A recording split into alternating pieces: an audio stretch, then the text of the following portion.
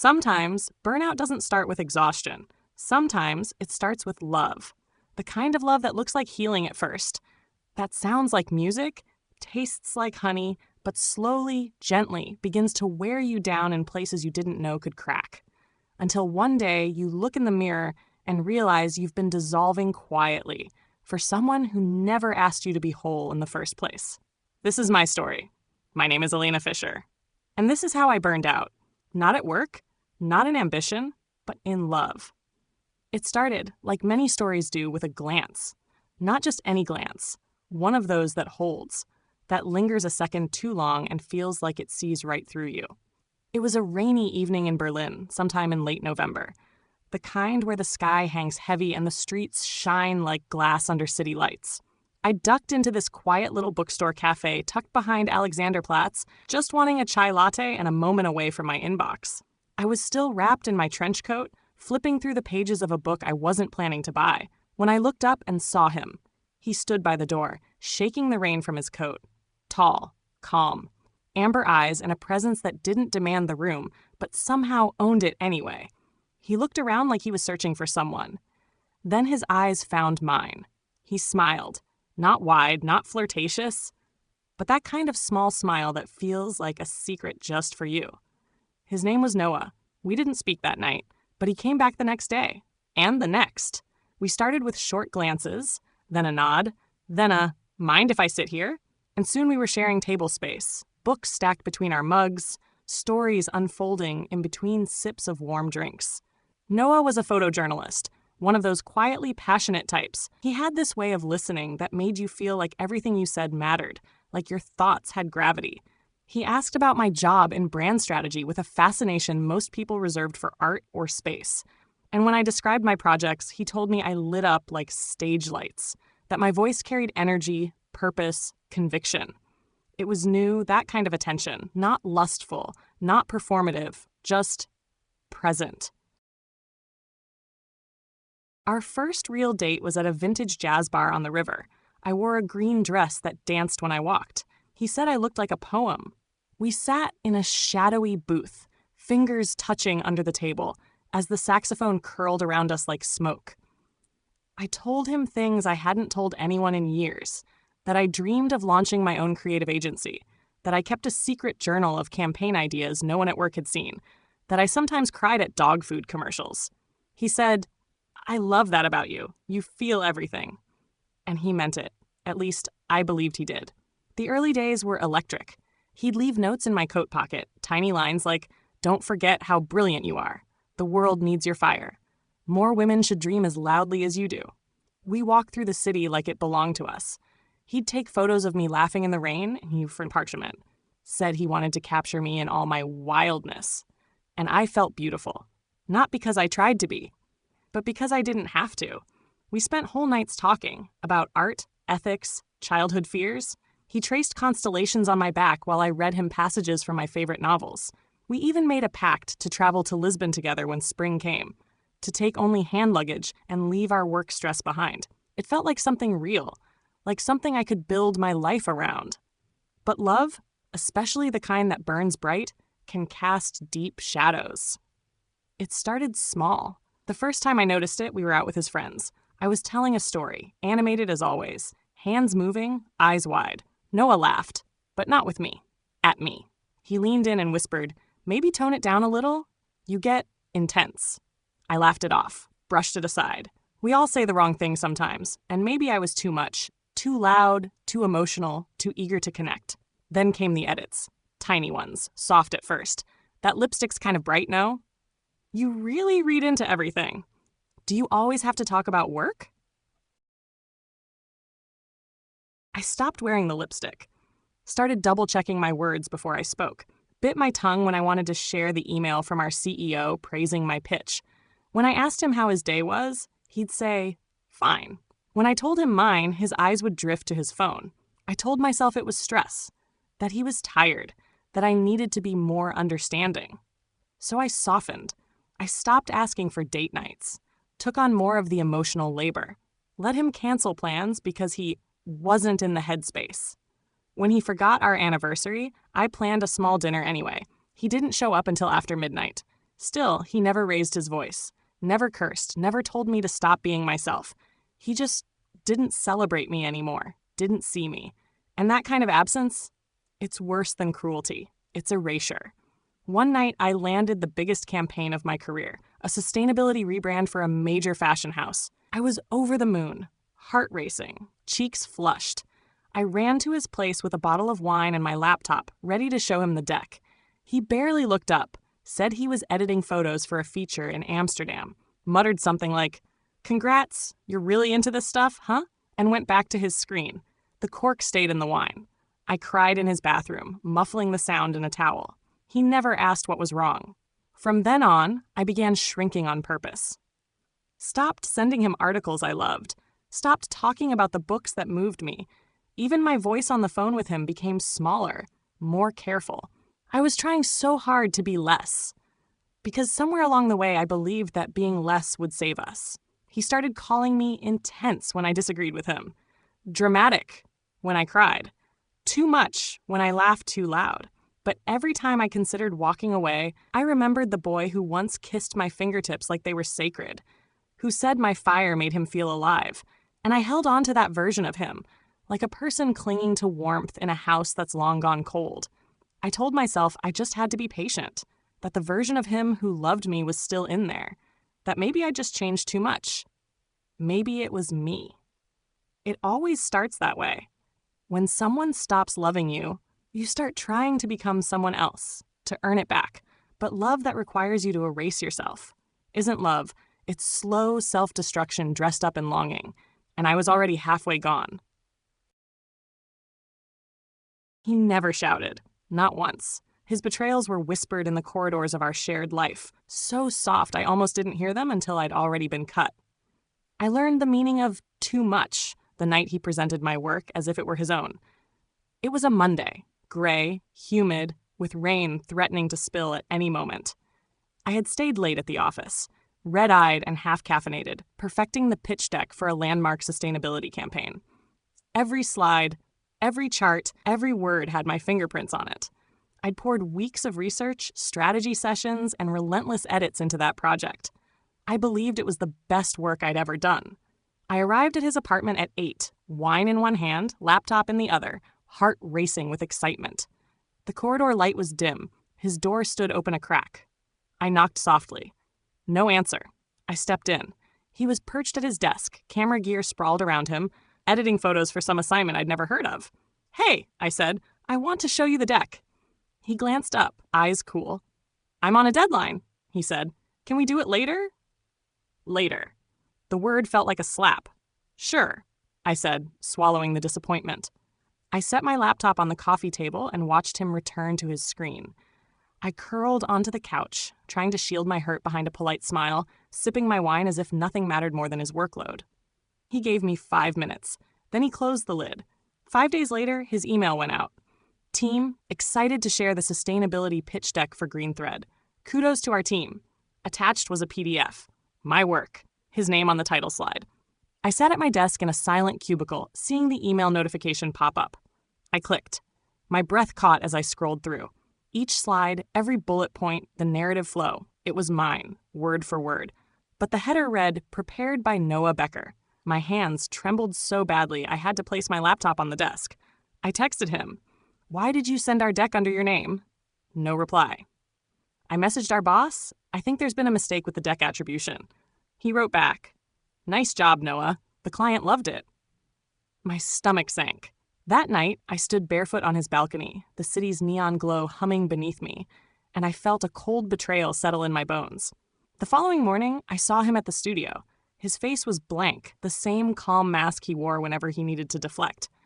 I approached him in the common area, voice low but steady. "Noah, we need to talk." He sighed, as if I were a child interrupting his work. "Elena, I don't have time for this. The deck went well. Let's move on." Move on. Like my integrity, my sweat, my late nights could simply be discarded. I recorded every interaction after that, texts, emails, version histories. I saved every timestamp. But when I showed my evidence to HR, their eyes flicked from my documents to his empty chair and back, and they warned me, "Be careful. You don't want to be known as the person who can't collaborate." So I swallowed it. kept my data hidden in a private folder, a secret archive of my own ambition. Meanwhile, he rode the wave. He basked in the praise. He credited his visionary leadership in team meetings. I watched from the sidelines, a professional ghost. He began to confide in me again, about deadlines, about grants, about travel plans. And slowly, I let him back in, because familiarity can feel safe, even when it's built on betrayal. Then the promotions started circulating. I was up for senior strategist. I'd earned it. I'd driven the numbers.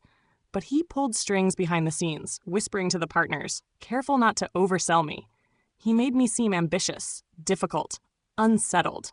When the final decision came, my name was passed over. His advice, maybe you need more experience before the next level. I went home that night and stared at his apology, a text that read, "I'm sorry if you feel overlooked. No, I took credit for your work. No, I was wrong." Just an empty shrug through pixels. Every time he did something small, rearranged our plans without asking, dismissed my ideas in client calls, called me too much when I pushed back, I ached a little more. Because the betrayal wasn't just professional. He had taught me to believe I was the one at fault. I stopped sending him my triumphs. I muted my notifications. I cocooned myself in silence. But that silence was a prison.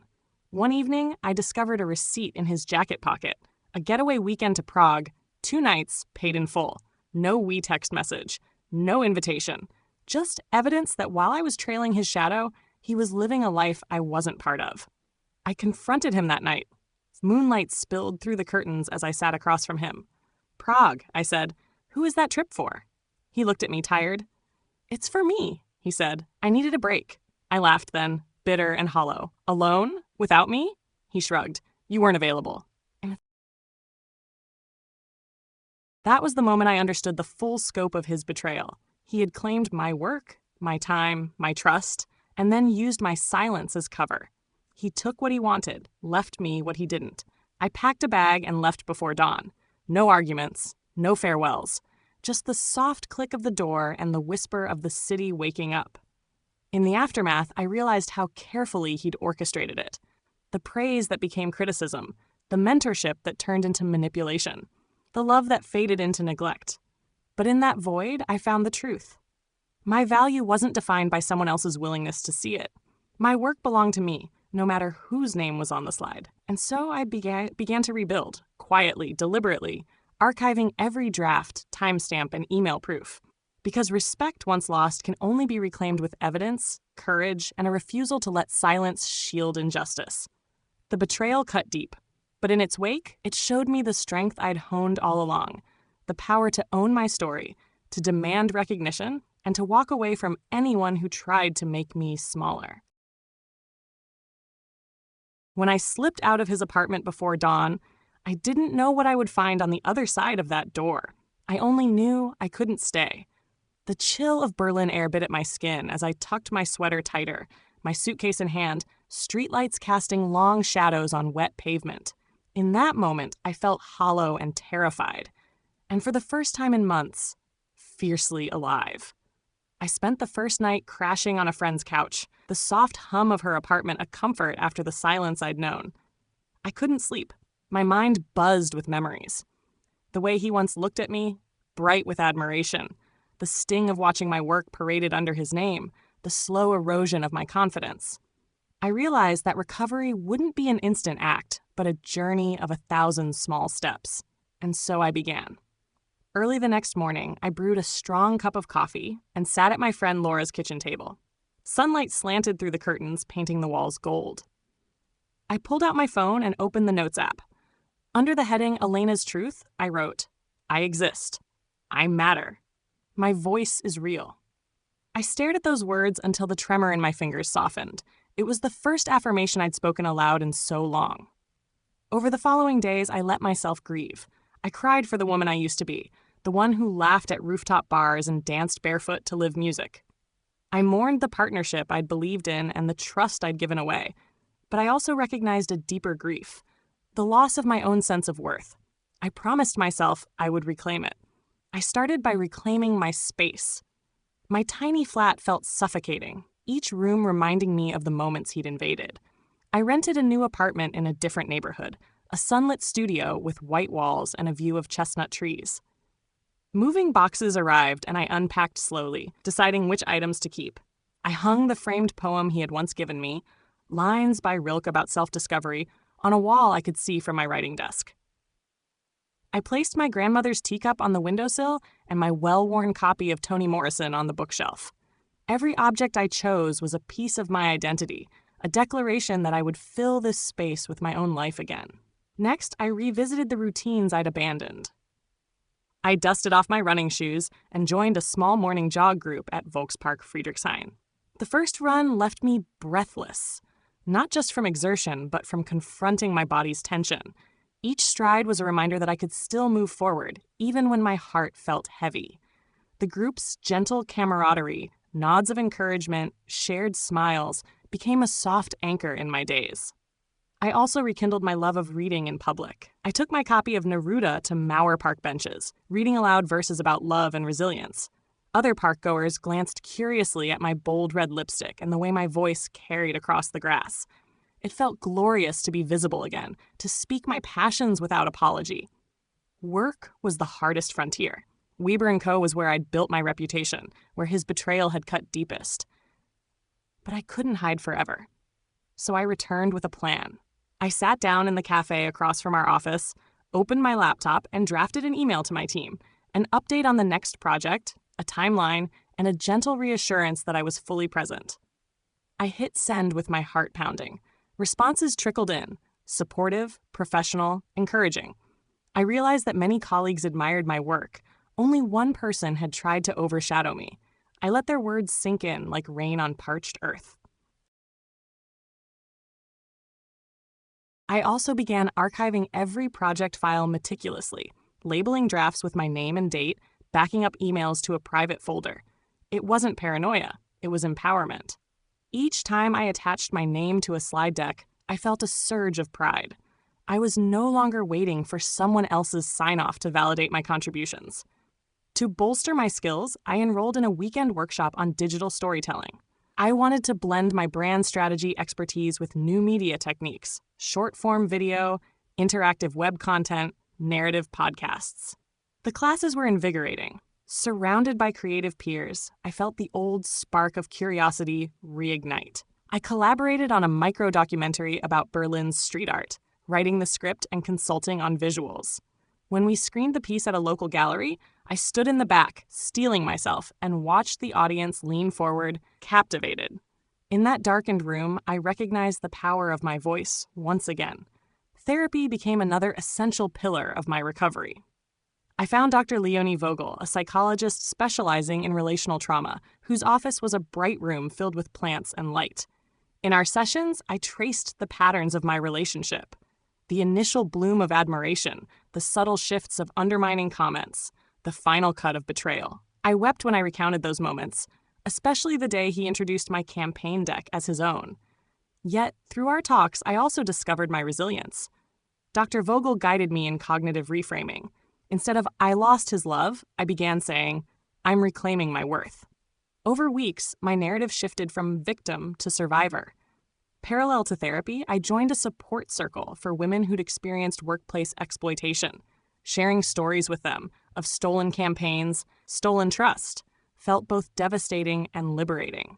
We exchanged strategies, legal advice, self-protection tactics, negotiation scripts. More importantly, we cheered each other's wins, securing proper credits, negotiating promotions, launching independent consultancies. I realized I wasn't alone. My betrayal was part of a broader pattern too many women endure. That solidarity gave me strength. As the weeks turned into months, I took bold career steps. I pitched a new service line to my manager at Weber & Co., a creator recognition audit designed to ensure every team member's contributions were documented and celebrated. I reasoned that if the agency valued transparency, they'd embrace this. After an initial round of skepticism, they approved a pilot project. I led a small team implementing time-stamped project logs, clear authorship footers, and regular win sessions where individuals presented their work. The pilot was a success, improving team morale and reducing credit disputes. My manager pivoted, praising my initiative in the company newsletter. I felt vindicated, not by his approval, but by efficacy and honesty. Yet, even as I found my footing, I knew I needed space beyond Berlin's corporate corridors. I foresaw a larger horizon where my story could empower others. So, on a crisp spring morning, I bought a one-way ticket to Lisbon. It was impulsive, audacious, utterly me. I crammed my suitcase with notebooks, a DSLR camera, and a stack of business cards. I boarded the plane with a flutter of anticipation. Lisbon welcomed me with pastel facades and sun-drenched hills. I spent days wandering Alfama's narrow alleys, capturing street scenes with my camera and jotting down reflections in cafes. At night, I attended storytelling meetups, sharing snippets of my journey under warm spotlights. The act of voicing my narrative in a foreign city, amid strangers who offered nods and applause, felt transformative. I realized that my bruises had a purpose: to become testimony and guide for others. Back home in Berlin, I translated those experiences into a proposal for an internal workshop titled From Burnout to Breakthrough. The session combined interactive exercises, mapping personal values, crafting micro-stories, peer feedback, with practical tools for credit protection. I piloted it with a small group of colleagues, then expanded it across departments. Each time I kicked off a workshop, I felt the same nervous thrill I once felt before a client pitch. This time, the stakes were my authenticity, not someone else's approval. On the personal front, I rebuilt my friendships. Dinners with old friends turned into weekends away, laughter flowing easily. I apologized for my months of withdrawal. They embraced me without judgment. I reconnected with my sister, who reminded me of who I was before love and betrayal reshaped me. We took a weekend trip to the Baltic coast, walking barefoot on cool sand and talking until our voices grew hoarse. In the vast expanse of sea and sky, I felt both small and infinite, a paradox I cherished. Slowly, romance re-entered my life, but on my terms. I met someone at a mutual friend's art show, Jonas, a graphic designer with an easy smile and attentive eyes. Our first conversation flowed seamlessly, about color palettes and comic books and childhood vacations. He asked questions, then listened. He never compared my passions to burdens. When I shared my story of betrayal, he offered empathy without pressure. We took things slowly, savoring each step. First a coffee, then a gallery visit, then a dinner cooked together. I found that I could love again without losing myself, because this time I understood my boundaries and my worth. Professionally, I reached a crossroads. Weber & Co. had been the crucible of my growth and pain, but I sensed my future lay elsewhere.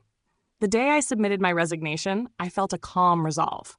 I wrote, "Dear team, after 4 years of growth, learning, and collaboration, I have decided to pursue a new opportunity where I can continue to champion authentic storytelling and equitable recognition. I am grateful for all we have built together and proud of the strides we've made. I look forward to staying in touch and cheering on your successes. With gratitude, Elena Fisher." I handed in the letter in person and thanked my manager, who now acknowledged my leadership in establishing the Creator Recognition Audit. He shook my hand, admiration in his eyes. I realized that I no longer needed his validation to feel worthy. He was simply one checkpoint in my journey.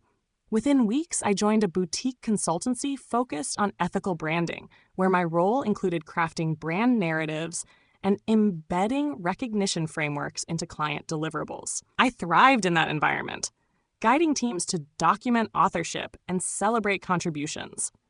One of our flagship projects, a campaign for a fair trade coffee cooperative, featured individual credits for each contributor on social media posts. The project won industry accolades, and the cooperative's farmers received direct acknowledgement in campaign materials. I watched their faces light up in a documentary we produced, their pride reminding me why credit truly matters. On quiet nights, I journaled under my balcony's string lights, reflections on power, authorship, and self-worth. I wrote the words I wish I'd said to Noah, that I loved myself enough not to settle, that my passion was my gift, that anyone who couldn't hold my light didn't deserve its warmth. I never sent that letter. Its purpose was in the writing, in the release. Today, as I close this chapter, I recognize that healing is neither linear nor finite. There are moments when old doubts resurface, when I catch my reflection and wonder if I deserve the room I take up. But I greet those moments as invitations to reclaim, by speaking my truth, by owning my accomplishments, by choosing spaces that honor my whole self. If you're listening to this whisper of my story, know that you are not alone. Your work, your voice, your very presence is deserving of acknowledgement. When someone tries to diminish you, document your worth, find your community, and step forward into the light of your own becoming. Because burnout from betrayal can be the soil from which resilience grows. And when you tend that garden with care, celebrating every bloom, you become a living testament to the power of reclaiming your story, one brave step at a time.